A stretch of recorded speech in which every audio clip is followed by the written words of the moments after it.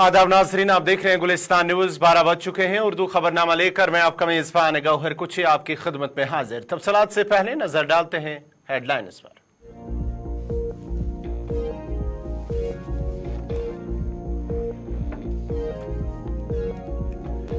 पुंछ हमले के 9 दिन बाद भी सर्च ऑपरेशन जारी। ठेरा गली बफरियाज सड़क पर ट्रैफिक बहाल। मोबाइल इंटरनेट खदमात बदस्तूर मुअत्तल।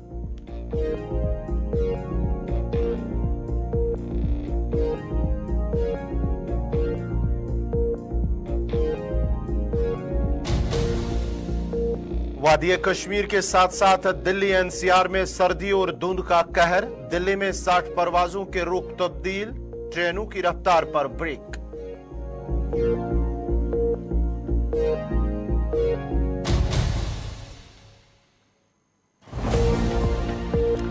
और जम्मू में कोविड-19 का केस दर्ज। जीनोम जांच के लिए भेजा गया नमूना। Principal medical college.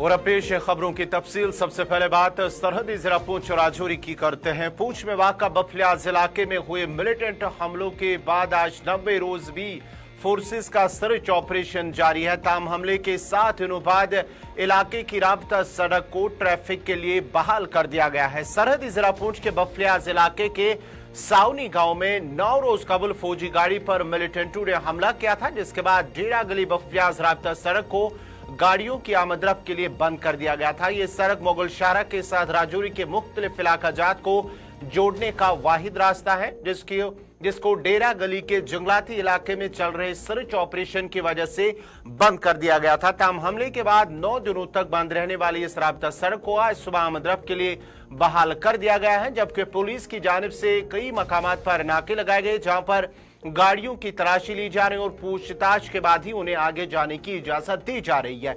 वहीं सर्च ऑपरेशन 9 दिन से मुसलसल जारी है। मामूल के मुताबिक डेरा गली में आर्मी चेक पोस्ट पर चेकिंग के बाद गाड़ियों को आगे जाने की इजाजत दी जा रही है। सर्च ऑपरेशन के दौरान इस सड़क को सिक्योरिटी वजूहात की बिना पर बंद रखा गया था। इधर आज डॉक्टर फारूक अब्दुल्ला भी इलाके का दौरा कर रहे हैं, जिस दौरान वो फौजी हिरासत में जामबाग शहरी के 3 शहरियों के लवाकीन के साथ भी मुलाकात करेंगे, जबकि हिरासत में हुए जख्मी शहरियों के अस्पताल में भी इयादत करेंगे। तफसीलात के लिए सीधा चलते हैं अपने नुमाइंदे जमशीद मलिक के पास, जो इस वक्त फोन लाइन पे हमारे साथ जुड़ चुके हैं। जमशीद, जरा अपडेट कीजिएगा। आज 90 रोज ट्रैफिक को तो बहाल किया गया, जो बफरियाज रोड था जिसे बंद किया गया था, लेकिन दूसरी तरफ से जो इंटरनेट खदमात है बदस्तूर बंद है। और आज माना जाता है कि नेशनल कॉन्फ्रेंस के सदर डॉक्टर फारूक अब्दुल्ला इलाके का दौरा कर रहे हैं।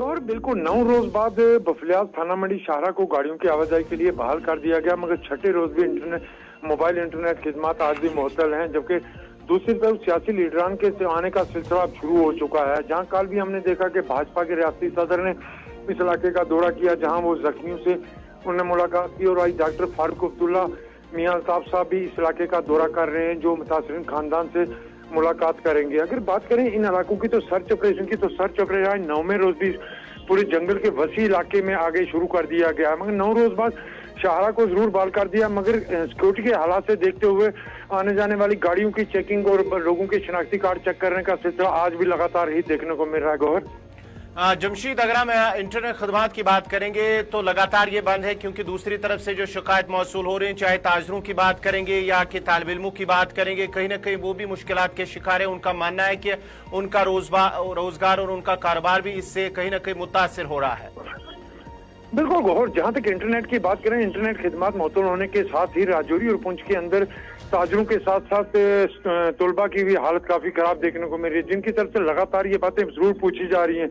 हालांकि कई लोगों से हमने बात करने की इसके हवाले से कोशिश भी किया, चाहे वो महकमा के हों या दिगर लोग हों, उनकी तरफ से ये सब चीज कही नहीं जा रही कि कब इंटरनेट को दोबारा बहाल किया जाएगा। उसके बीच में कई तरह की अफवाहें दोबारा फिर गर्दिश करना शुरू हो चुकी हैं। कुछ लोगों का ये मानना है कि इंटरनेट खिदमात को जल्द बहाल नहीं किया जाएगा, कुछ का मानना था कि वजीर दिफा के दौरे के बाद इसको बहाल कर दिया जाएगा। मगर जिस तरह आज शाहरा को गाड़ियों की आवाजाही के लिए बहाल किया गया। इससे एक उम्मीद जागी है कि शायद इंटरनेट खिदमत को भी जल्द बहाल कर दिया जाए, मगर इंटरनेट के बंद होने से काफी परेशानियों का ताजुओं के साथ तुलबा को भी काफी परेशानियों का सामना करना पड़ रहा है।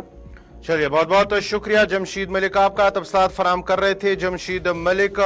और साथ ही साथ नाज़रीन आपको बताते चले कि आज 9 दिनों के बाद ही बफलियाज राबता सड़क को ट्रैफिक की आमद-रफ्त के लिए बहाल कर दिया गया है, जहां पर आज भी कई मकामात पर पुलिस की जानिब से नाके लगाए गए हैं और ड्राइवरों से पूछताछ की जा रही है और मुसाफिरों से शनाख्ती कार्ड चेक किए जा रहे हैं और उसके बाद ही पूछताछ के बाद ही उन्हें आगे जाने की इजाजत दी जा रही है। आपको बताते चले कि आज नेशनल कॉन्फ्रेंस के सदर डॉक्टर फारूक अब्दुल्ला इलाके का दौरा करेंगे और माना जाता है कि वो आज उन शहरियों के लवाकीन के साथ भी मुलाकात करेंगे जो फौजी हिरासत में मुबैना तौर पर जांबाक हुए। उनके घर वालों के साथ उनकी मुलाकात होगी और उसके साथ साथ ही जो अस्पताल में इस वक्त जेरी इलाज वो शहरी हैं जो फौजी हिरासत में जख्मी हुए थे, उनकी भी आज अस्पताल में जाकर वो इयादत करेंगे।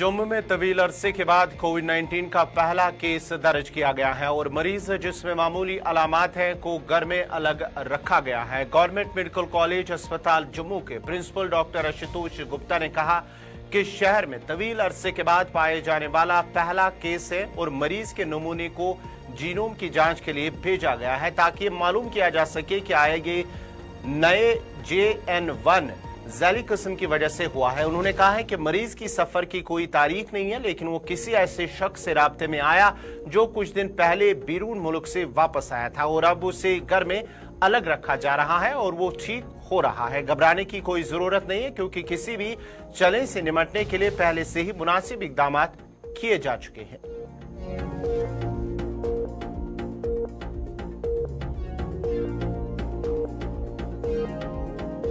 कोविड की टेस्टिंग हमने काफ़ी बढ़ाई है और इनफैक्ट कल हमने काफ़ी देर के बाद एक कोविड-19 का केस भी डिटेक्ट किया है। अभी ये नहीं बता सकते कि जीनोमिक्स के ढंग से ये JN1 है या नहीं या कुछ भी है, उसकी जब जीनोमिक्स होगी तब बताएंगे। लेकिन हम पूरे तैयार हैं, जैसे as per instruction of government of India हमने टेस्टिंग बढ़ाई है। कियोस्क खोले हैं GMC में भी और SMGS हॉस्पिटल में भी।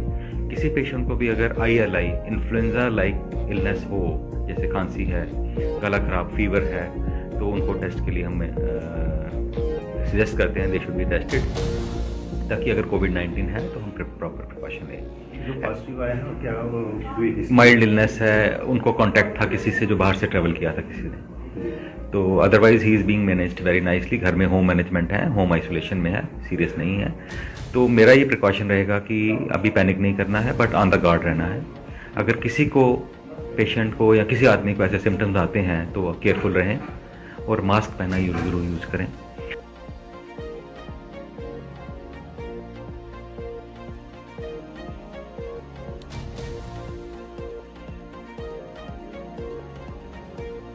एक तरफ जहां जम्मू में कोविड ने एक बार फिर दस्तक दी है, वही वादी कश्मीर में खुश्क मौसम के बीच सख्त सर्दियों का जोर और गहरी धुंध का राज बराबर कायम है, जिससे लोग गुनागो मुश्किलात और मसाइल से दो चार हो रहे हैं। श्रीनगर समेत वादी के कई मैदानी इलाकों में आज सुबह भी गहरी धुंध छाई रही, जिससे सुबह के वक्त घरों से निकलने वालों को शदीद मुश्किलात का सामना करना पड़ा। गहरी धुंध से विजिबिलिटी इंतहाई कम थी, जिसके नतीजे में ड्राइवरों को हेडलाइट्स चालू करके ही गाड़ियां चलाना पड़ी और नमाज फजर की अदायगी और रोटी दूध लाने वालों को भी रोशनी का इस्तेमाल करना पड़ा। महकमे मौसमियात के मुताबिक वस्ती कश्मीर, बारामुल्ला और उसके साथ साथ ही जनूबी कश्मीर के पुलवामा के मैदानी इलाकों में 31 दिसंबर तक धुंध का राज कायम रहने का इम्कान है। दूसरी तरफ से दिल्ली, पंजाब, हरियाणा, उत्तराखंड और उत्तर प्रदेश समेत पूरे शुमाली हिंदुस्तान में शदीद सर्दी और धुंध जारी है। महकमे मौसमियात ने दिल्ली में अगले 5 दिनों तक शदीद धुंध छाए रहने की पेशगोई की है। इस दौरान कम से कम दर्ज हरारत 8 डिग्री सेल्सियस रहने का इम्कान है। शदीद सर्दी की वजह से नोएडा समेत पूरे इलाके में गौतम बुद्ध नगर जिला में आज और कल तातील का ऐलान किया गया है। शदीद धुंध और कम हदनिगाह के बाइस कई परवाजों का रुख मोड़ दिया गया है और कई ट्रेनें भी मुतासिर हुई है। शुमारी हिंदुस्तान के कई हिस्सों में गुज़श्ता रोज दिन भर धुंध छाई रही। दिल्ली एनसीआर के कई इलाके गुज़श्ता रात सर्द हवाओं के साथ साथ धुंध की लपेट में आ गए। धुंध और कम हदनिगाह की वजह से कई सड़क हादसा भी पेश आए हैं। घनी धुंध की वजह से गुज़श्ता रोज दिल्ली एयरपोर्ट पर आने वाली तकरीबन 60 परवाजों का रुख मोड़ दिया गया। 134 परवाजें और 32 ट्रेनें ताखीर का शिकार हुई। IMD के मुताबिक गुज़श्ता रोज यूपी, हरियाणा, चंडीगढ़ और दिल्ली, राजस्थान और मध्य प्रदेश में शदीद धुंध छाई रही। पटियाला, अंबाला, चंडीगढ़, हरियाणा, बरेली, लखनऊ, वाराणसी और ग्वालियर में हदनिगाह 30 मीटर से कम थी। महकमे मौसमियात ने 31 दिसंबर तक सुबह और रात के दौरान दिल्ली, हरियाणा और चंडीगढ़ के लिए इंतहाई घनी धुंध की वार्निंग जारी की है। इधर IMD ने घनी धुंध में गाड़ी चलाते वक्त फॉग और उसके साथ साथ ही जब धुंध सुबह सुबह छाई रहती है तो इस सिलसिले में ड्राइवरों को हेडलाइट्स चालू करने के लिए कहा गया है। उस हवाले से उन्हें बाज़ाब्ता तौर पर हिदायत दी गई है। और जम्मू कश्मीर, हिमाचल प्रदेश और उत्तराखंड में 30 और 31 दिसंबर को हल्की बारिश और बर्फबारी की तवक्का की है। उत्तर प्रदेश में गुज़श्ता सुबह से घनी धुंध छाई हुई थी और कुछ इलाकों में हदनिगाह 40 मीटर से भी कम थी। हुकाम ने अगले 2 दिनों तक सुबह के वक्त घनी धुंध की पेशगोई की है। इस दौरान हदनिगाह 50 मीटर तक रह सकती है और उसके साथ साथ ही यूपी में मुख्तलिफ मकामात पर कई सड़क हादसा भी पेश आए हैं, जिनमें 6 अफराद की मौत हो गई है जबकि 12 दीगर जख्मी हुए हैं। लखीमपुर खीरी में धुंध के दरमियान तेज रफ्तार ट्रक की जद में आकर बाइक पर सवार एक बहन भाई की मौत हो गई है। उन्नाव में मोटरसाइकिल सड़क के किनारे खड़े ट्रक से टकरा जाने से 2 अफराद की मौत हो गई है जबकि मुजफ्फरनगर के मिरानपुर में तेज रफ्तार ट्रक की टक्कर से मोटरसाइकिल पर सवार 2 नौजवानों की मौत हो गई है।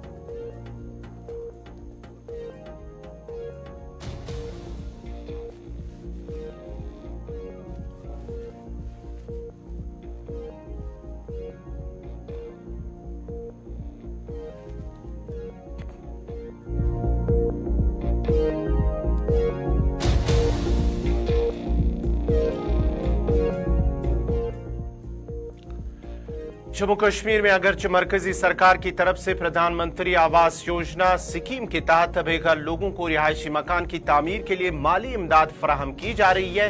ताहम टंगमर के दामन में मौजूद गांव द्रंग में बशीर अहमद को आज तक उस स्कीम का फायदा नहीं मिला। वही महकमे की तरफ से उन्हें कहा जा रहा है कि आपने गुज़श्ता कई साल पहले इस स्कीम का फायदा उठाया, मगर बशीर अहमद का ये कहना है, उन्होंने दावा किया है कि इसका कोई भी भाई ही नहीं है जिसके नाम से ये स्कीम दी गई है और उन्हें LG और ब्लॉक डेवलपमेंट ऑफिसर टंगमर्ग से इस पर कार्रवाई करने का मुतालबा किया और मज़कूरा गरीब और लाचार बशीर अहमद के साथ इंसाफ करने का मुतालबा किया ताकि प्रधानमंत्री आवास योजना स्कीम जिस मकसद से लाई गई वो मकसद भी पूरा हो।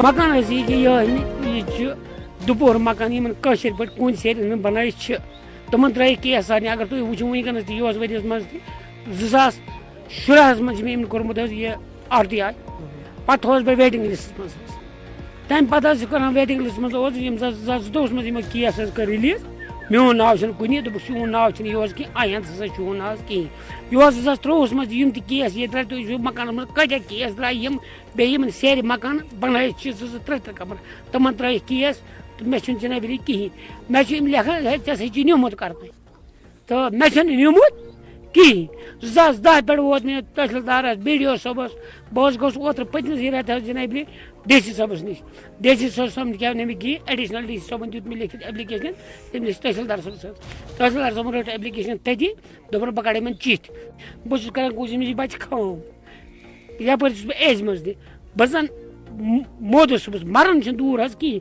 मगर इन बच्चन रोज पे मुसीबत अगर तो कमर बन रोज सोलह अगर रबियो वाले तरान ATV कार पन अगर तमन केस तरान गाड़ सोमो पन अगर तमन केस तरान मे टोटल कहें तो मे क्या तरान कहें।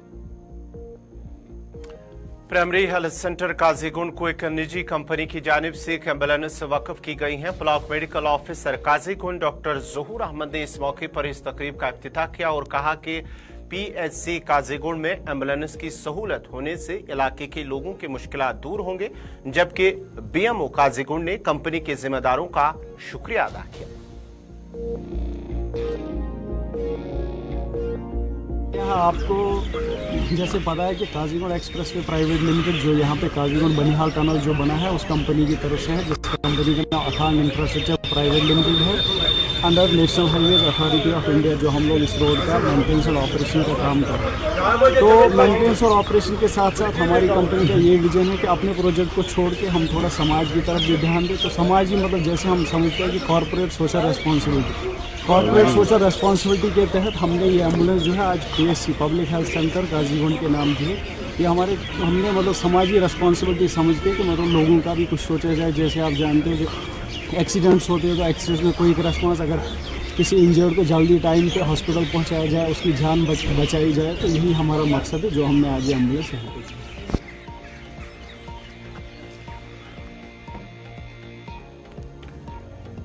डोडा के पुराने बस स्टैंड पर जहां डोडा में अपना सामान बेचने वाले दुकानदारों और रेडी वालों ने म्युनिसिपल कौंसिल डोडा पर इल्जाम लगाया कि उनके एक सफाई कर्मचारी ने उनके सामान की तोड़फोड़ की, जिसकी वजह से उनका नुकसान हुआ है, जबकि उन्होंने कहा कि वो एमसीडी को फीस भी अदा कर रहे हैं। एक सीसीटीवी फुटेज भी सामने आई है, जिसके बाद दुकानदार और रेडी वालों में काफी नाराजगी पाई जा रही है। उन्होंने ये भी कहा है कि उन्हें सफाई कर्मचारियों ने बहुत तंग किया है, जिसकी वजह से वो काफी परेशान है। उन्होंने जिला इंतजामिया से मुतालबा किया कि सामान की तोड़फोड़ करने वाले कर्मचारियों के खिलाफ कार्रवाई की जाए।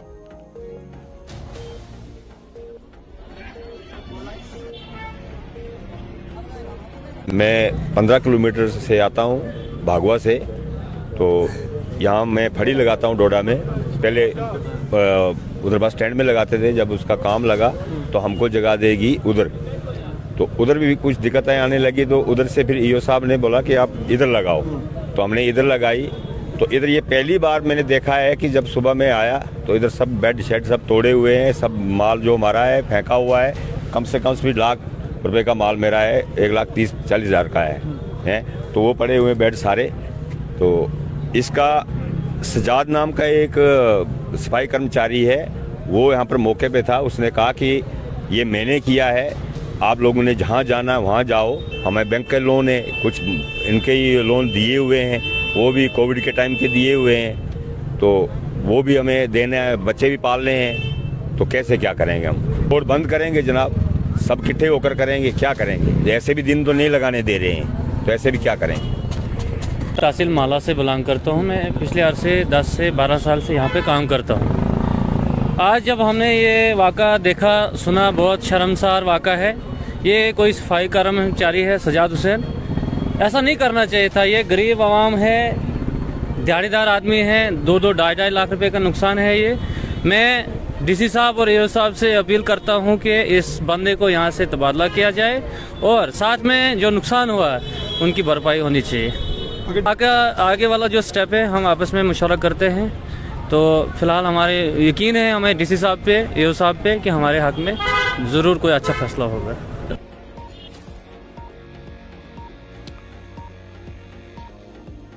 अब जरा बात उम्रा की भी करते हैं, क्योंकि 18 लाख से ज्यादा लोगों ने, जो हिंदुस्तान के मुसलमान हैं, उन्होंने इस बार साल 2023 में उम्रा अदा किया है। कुल 18 लाख हिंदुस्तानी मुसलमानों ने 2023 में उम्रा अदा किया है, जो दुनिया में तीसरा सबसे ज्यादा उम्रा है। सऊदी अरब के सरकारी ओहदेदारों ने एक बयान जारी किया है, जिसमें कहा गया है कि मुल्क की तरफ से जारी करदा एक सरकारी बयान के मुताबिक हुकाम ने कहा है कि वो तादाद में सालाना इजाफे की तवक्का करते हैं। उम्रा मक्का मुकर्रमा का एक इस्लामी हज है, जो साल के किसी भी वक्त किया जा सकता है। उन्होंने बताया था हिंदुस्तानी मुस्लिम उम्रा करने वाले ममालिक में तीसरे नंबर पर है, जिनकी तादाद 18 लाख तक पहुंच गई है। उन्होंने सबसे ज्यादा उम्रा अदा करने वाले सर फहरिस्त 2 ममालिक के नामों का जिक्र तो नहीं किया है, लेकिन तीसरे नंबर पर कहा है कि हिंदुस्तानी मुसलमान है जिन्होंने सबसे ज्यादा उम्रा किया, यानी कि उनकी तादाद 18 लाख है। हिंदुस्तान की अहमियत को ये सऊदी अरब के हज और उम्रा के वजीर का कहना है कि हिंदुस्तान का पहला दौरा उन्होंने किया। वजीर ने 4 से 6 दिसंबर तक मुत्तहिदा हुकूमत के प्लेटफॉर्म के जरिए एक मीटिंग में शिरकत की थी और जो रिपोर्ट अब सामने आए हैं जिसमें कहा गया है कि हिंदुस्तान अब तीसरे नंबर पर है, जहां पर 18 लाख से ज्यादा मुसलमानों ने साल 2023 के दौरान उम्रा अदा किया है।